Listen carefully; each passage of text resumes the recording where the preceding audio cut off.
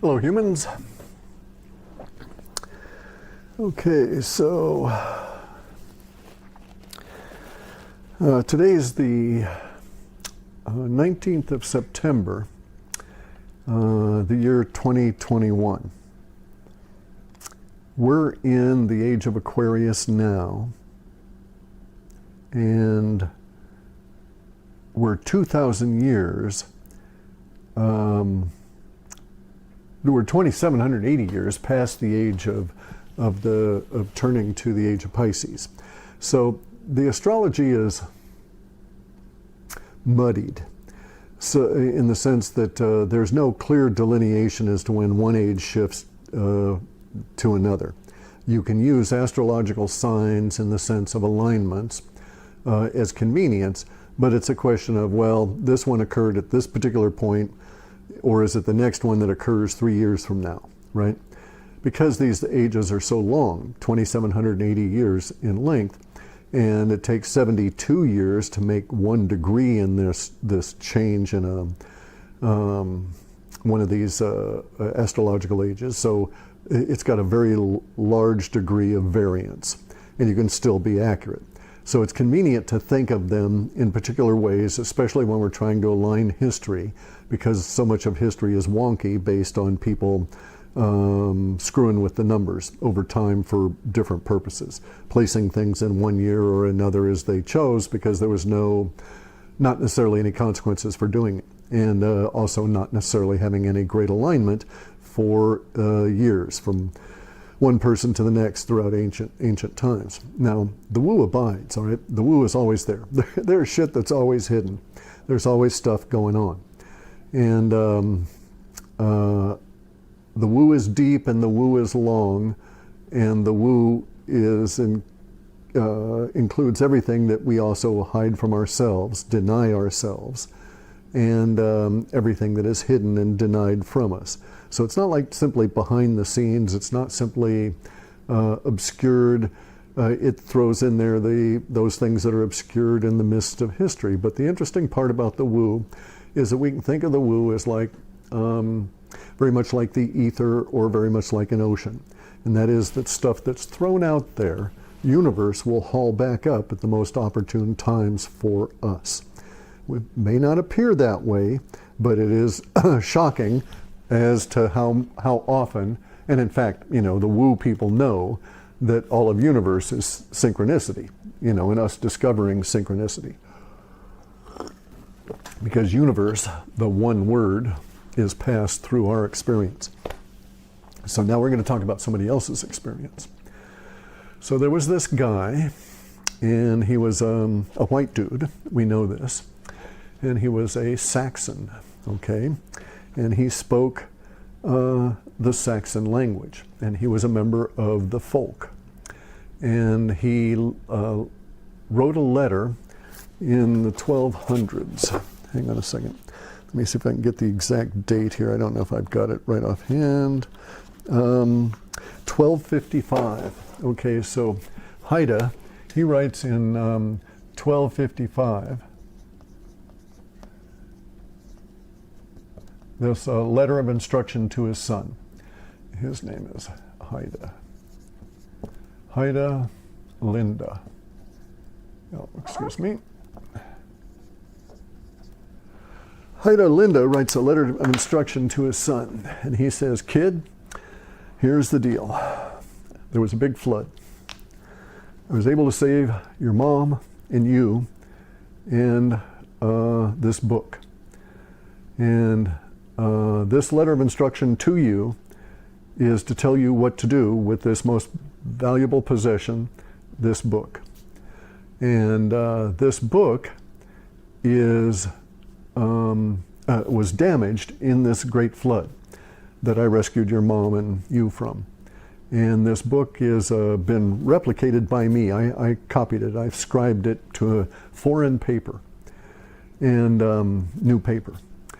And you are to do this with it. These are instructions from me to you. This is one generation telling the next what to do with it. This book that he copied over on foreign paper in 1255 and gave to his son, then an infant, along with this letter of instruction, is a very powerful book, because this book goes all the way back to 2200 BCE. This book is the history of the Saxon folk from 2200 BC, from the age of Aries through the age of Pisces to this age here that we're in now. We have Haida's words in his letter of instruction and the book that his people carried through time. And it's fascinating, absolutely fascinating reading. Simply because right off the bat you're struck by the curious synchronicity to today's events. It's an interesting book. It's the Codex Oralinda. It's difficult to get. You don't want to buy it and read it. Most people are not going to try and read it. It's very expensive. It's only really of use to people that are very interested in language in ancient history. If you have that bent, it's worth the money, and it's worth the trouble of dealing with the foundation to get it. But it's not a novel. It's not an easy read. It's a transliteration. Okay, so it's written in Old English, Old Saxon. Now, we call our language English, but that's a misnomer. We really should call it Saxon. Saxons were the people, the white people that were in the area of Germany, and they ranged over into Poland. You can think of them as what the Germans identified as the Aryan race in most of Central Europe, but it includes the Anglophiles, the English, and the Saxons in Scotland, and the Picts and the Celts and that, right? The Picts and the Celts were offshoot tribes of the Saxons, and they had different languages, and they were actually, the Picts and the Celts were, they have a separate deviation from the Saxon main body, but nonetheless the language translates all the way across from Central Europe into Ireland. And in the period of time that we're talking about here, all right, so it's of interest to me because I like languages, and I like tracking languages and tying them to people and to phenomena and stuff. It's an interesting book to me because it's in original Old English. It has in here the original book, and it's a transliteration. That is to say, they took it out of the original texts. This is in the back part of the book, and they took it out of the original text, and they swapped over the alphabet where appropriate and made it into current modern English and translated those words where they had to. So it's a complex operation. It's a preservation of history and converting it into current modern English so that we understand what happened to these Saxon people over this period of over 4,000 years through these two ages, to these great ages of history, right? The age of Aries, the ram, the coming of law, the establishment of religion, the establishment of the idea of a state, of a nation, of a city-state, into schooling and the current rise of the civilization. Over these 4,000 years, here is a history of what happened to the Saxon people. And it's fascinating because it goes on into all of the different kinds of things that are happening now. The plagues, we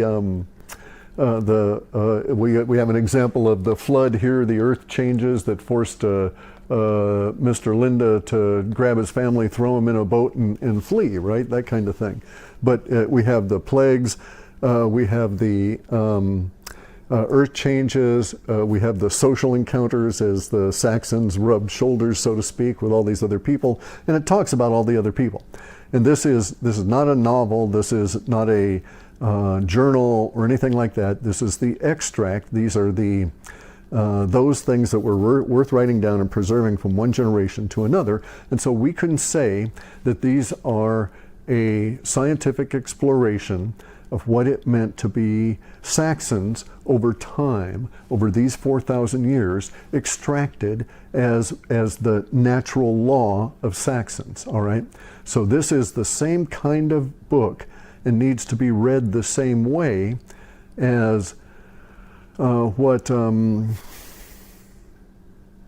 Genghis Khan wrote down in his treatise for how the Mongols should live. Because what he did then was to have all of these people, his scholars, go out and research in their fashion and think about and come back to him with these precepts as to how the Mongols should live, right? And so that was the Mongols' version of natural law extracted from the Mongol people in their environment and written down in an attempt to pass it on to their next generation. Just as we in the Western world and throughout all of the world extract natural law from the earth around us, you know, gravity, waterfalls, coconuts fall, that kind of thing, right? We extract this idea, we write these laws down, we refine them, we make them into laws. We say that there is the law of gravity, right? That it'll always work. If you step off that cliff, you're going to fall on those rocks and die. And you know, we don't have to repeat this because it's a law. We know it will happen. Okay, so that is a natural law that's extracted from a universe, from our reality. There's also natural laws that are extracted from people as the expression of that law. So if you can say that, you know, if you can extract an expression of a people's character, and if it's repetitious with each and every one of those individuals to some consistent degree and consistent over time, then you can say that this is a natural law that can be derived from this particular kind of a people, right? And you could say that, all right, so no pygmy is ever going to be 6'9". Okay, so that's a natural law that you can extract. It's a stupid one, but it's an example of one. That the class of individuals that we call tribal people, that we call pygmies, are shorter than 6'9". It's a stupid law, but you see what I'm saying, right? It's also would be like you could extract the natural law that all Saxons are going to be white to some degree, right? All people with Saxon heritage will have some degree of whiteness in them. So it's a stupid law, but you see what I'm saying. But there's also, so that would be a natural form of an expression of the genetics, but there's also the expression of the character that can be extracted as natural law. So this is where it gets interesting for our current times, all right? Because we're talking actually about the same kind of battle that's going on right now. Now, I'm of the opinion that the bad guys on the planet that are controlled by what I call the bug are trying to kill off white people because we don't make good slaves, and they think they can enslave a lot of the other non-white people, and that they can make the other non-white people better slaves if they don't have white people around causing everybody a bunch of problems. And so interestingly, our little book here begins with a story of this woman by the name of Adele, who is in a real hard spot. She's a young woman, she's in love with this guy, she's been chosen by circumstance and the Saxon folk, the council of the folk, to become a folk woman. A folk woman is a repository of knowledge. And so it's a deviation. You can't be married and have children and do all of that kind of stuff and involve yourself in the politics. This is where you start getting some interesting ideas right out of this thing here, that those people that are involved in guiding and ruling the folk, not ruling, but guiding, because the rules, the laws rule, not individuals. So it's an interesting idea.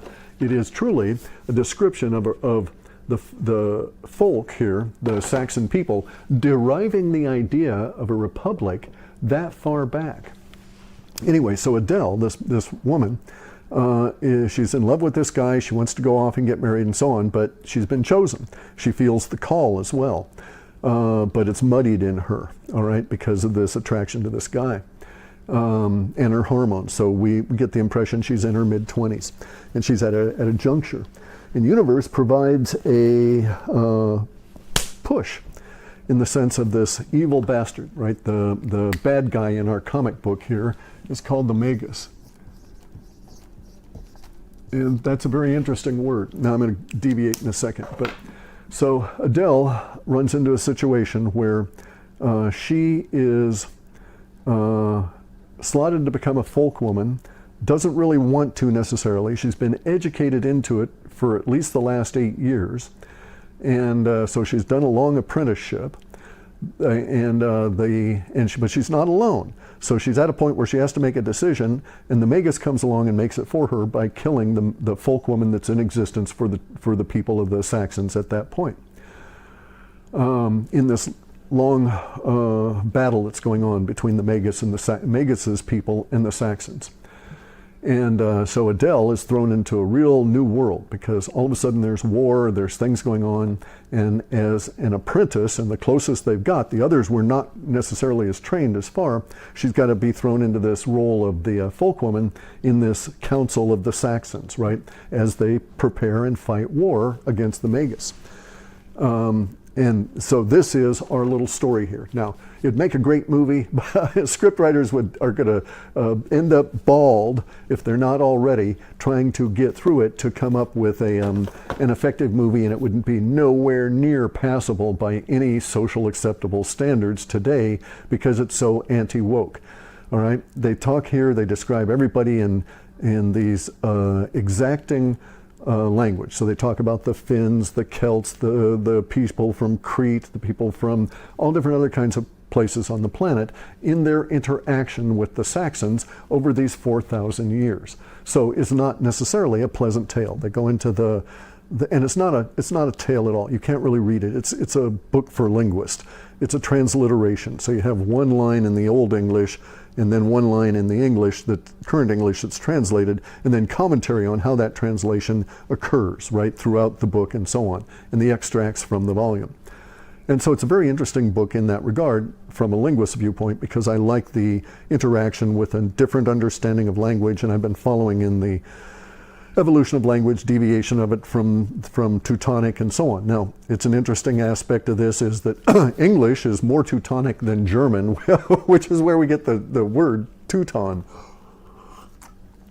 But English is truly more Teutonic than German because German has deviated so much.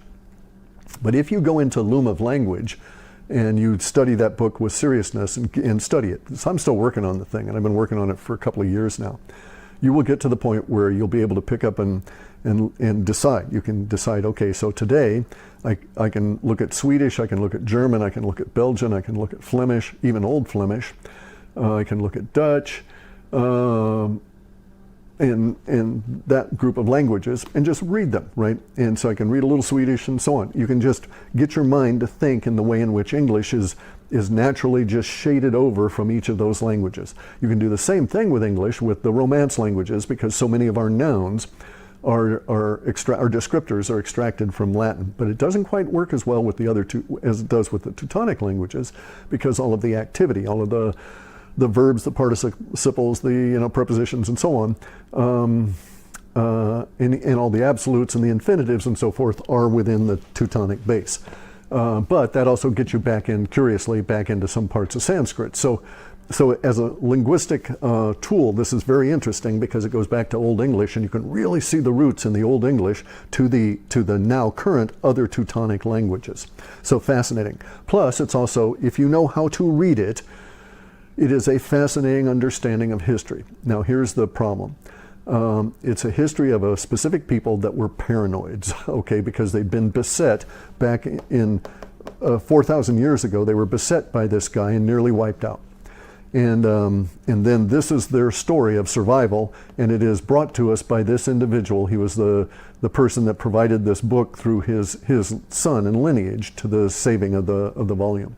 But this is a brief, intermittent little hits and misses throughout this period of time. It is not in any way comprehensive. It's not anything easy to read. I'm not encouraging anybody to get this book. It's very expensive. It's only of use to people like myself, right? And a few other strange people. Well, I shouldn't characterize them as strange.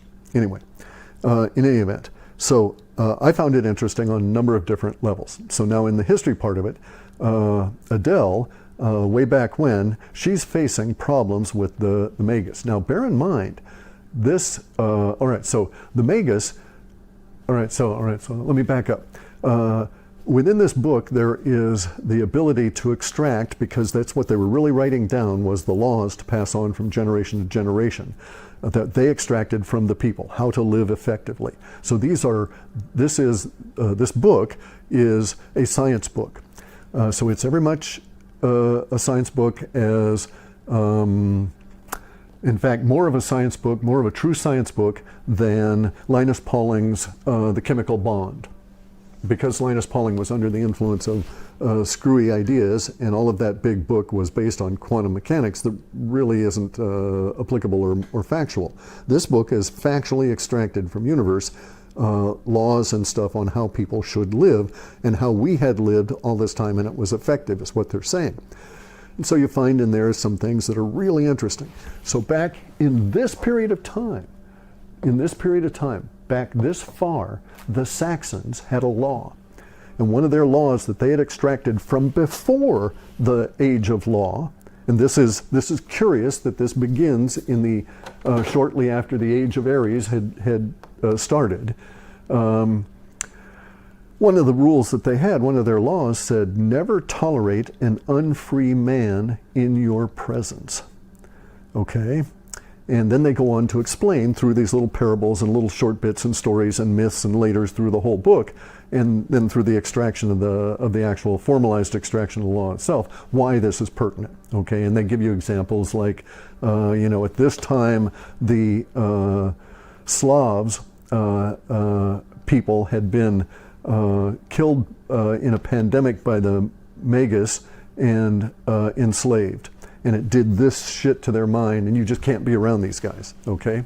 And so they give you these laws and how it pollutes your own society and what happens to your own society and the impact on your own society from violating these laws. And so in that sense, it's a religious text, right? But there's no religion per se, although they do discuss the nature of the gods of the Saxons at that time. But it's in passing. It's not like, God such and such said such and such. No, it's saying these people worshiped this guy, Wotan, which later becomes Odin. And so it's, they worship this guy, Wotan. And it's not a guy, it's not a person, it's not a personification, it's not a personality. It was their origination point, right? It's their origination story that they held sacred. And from the point of origin, and we get Odin, and the T is translated to the D, and the A is translated to the I, and so that's how you learn to read from Swedish to English and so on, right? And so the Old English here, Wotan, was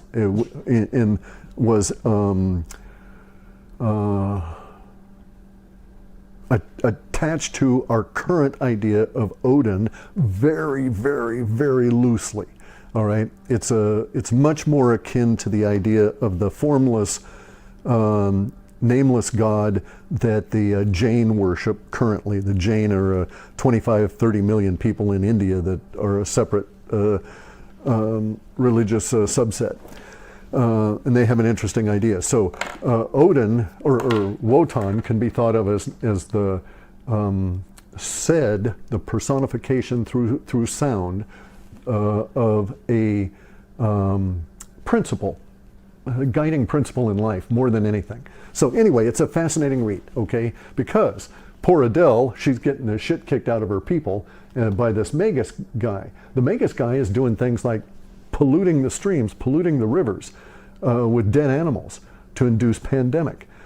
And all different kinds of stuff, polluting their environment in order to kill them off. And those that survived, like the Slavs that survived, were those people that survived lead poisoning. They polluted the rivers of the Slavs by dumping great heaps of lead up in the hills where those rivers had their origination. And then they just let the lead poisoning take care of that generation and wiped them out in like 3 years. They just came down later, 3 years later. You get a lot of lead and that's your only source of water. You can't range for water. You're trapped with that water. You don't know the lead is in the water. And within 3 years, your brains are shot. And so they took over the whole territory by just polluting the water. So this shit was going on back then. Anyway, so this is an interesting read for people like myself. So I got to be careful because, you know, people listen to what I say, and I don't want people to rush out and cause Jan problems because they're going to be very disappointed with this book. You know, I mean, I don't know if you can, you know, it's a lot of weird kind of things, but I'm fascinated by it. Oh, geez. All right. So I get lost in the language instantly just on reading it, but it's not anything that I don't know. You can't really even see it here. You know, it's the Old English and then the translation and then the Old English and then the translation, and it's these little stories and parables and things. And what's fascinating for me is the derivation of all the language, and then the stories themselves, the content of them now seem to be very pertinent because we seem to be fighting this same force even now, and synchronistically, because of probably the concept of Wotan here as the expression of learning from universe has synchronistically brought this book up to my consciousness now in order that I can put it out on this video so that we can be discussing this fucker that we're fighting right now. Just as the Magus now has weaponized CRT against the Saxons. It's weaponized the air against the Saxons, and that's something else. The Adele's people over time faced the Magus in various different forms, where they would send disease their way by air. When they knew that the wind currents were going particular ways, they would burn stuff that would cause people to be ill. And so, you know, this is nothing new. We can't, you know, it's like, okay, people, get your head out of your ass. This has been going on for literally 4,000 fucking years. Now they're just convinced you to take it in a shot. So, anyway, so here we are with our current battle against the Magus. We're going through all of this shit again, only now we're in the age of knowledge, right? So our people got the shit kicked out of them here in this little transition period, rebuilt during there, and then came back out here. Now, this book is really interesting in terms of how it extracts and deals with these natural laws and the relationship of, and this is, a lot of this is inference, a lot of this is by nature of the fact that I know other things that are outside this book. So you have to have a certain understanding of how the peoples moved through Europe and through, you know, what we call Scandinavia and that sort of thing over time relative to what was going on. So here we have people back 4,000 years, and if you were to actually just read the language and extract it into modern English and write it down, and let any conspiracy theorist read this language, just read these descriptors without putting any bias on it, and not put this word there, they would say the organization being, that the thing being described was an organization, that it was located in northern Italy, and it was the Catholic Church. Just by the description of what was going on here. It's how this Magus came and attacked the Gauls who lived to the south, the French people that lived to the south of the Saxons, and what they did to them and so on. Only you read it, you think, no, wait a second, there's something goofy here. They're talking about how the Catholic Church actually spread through Europe, and it's like, no, wait a second, that's 2,000 years before the Catholic Church. And they keep describing this magus, this magician, that's doing all of this, and you look at the and you infer, because of the words that are being described by these very many generations. It's not all just Adele's story. Hers is just like a couple of pages up in this area, but you know, so it's all these words over time, and it's like, crap, it's the same fight. It's the same thing going on now. And didn't we have, and it's just, oh my God. One of the big sections in here is the confusion of the councils. Okay, the councils of the Saxons were infiltrated. There were people put in the councils that should not have been there. And they were put in the lower level of councils. And oh my God, if you actually look at it, we come up and we find out that, well, Jesus Christ, I mean, shit here, you know? We're only 4,000 years too late because these people had republics with representational democracy 4,000 years ago. They had councils that represented the collective tribes and on up. And then they had the folk councils, which were what we would think of as like national leaders. That's why Adele's problem was such a big deal, right? And then also the fact that the folk women were the ones that were the diviners and held knowledge for the, well, they were like the logistics people and the intelligence people for warfare, okay? Not intelligence in like planning, like, they did operational planning and so on, right? And they plotted it against time and all of this sort of deal. So anyway, so nothing new under the sun. We're fighting the same battles. They had republics back then. They didn't call them that, didn't conceptualize it that way, but it was exactly what we've got here. They had the same problem then with that we're facing now with the councils being infiltrated, causing confusion among the councils, the constitutional crises, and here it is, Adele dealing with all of this as one of these people that should have been a principal player, but the Magus came in and killed off the folk woman that would have been her mentor for those last 8 years. She had another 8 years to go on her apprenticeship, right? So a 16-year apprenticeship before she reached the point where they would actually allow her to do work, so to speak. Here she was catapulted into it at that point. Now, I make this a lot more exciting by compressing all of this stuff into this particular moment, but this is just simply a few bits of words. As I say, it would make a nice movie. You could write it as a nice movie.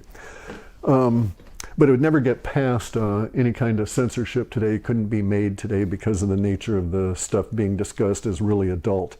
And you'd just offend too many of these children people. And they even describe these people here in this book. And they describe what happens to individuals that violate the natural laws. Now, the natural laws that are in here are actually extracted. I mean, one of the chapters is something to that effect. Hang on a second.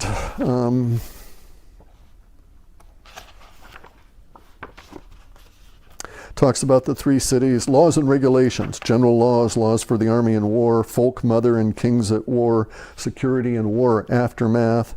That was a really interesting one. Preventing war, and the preventing war is, if you are at peace, you must be training every day for war, and you'll never have war.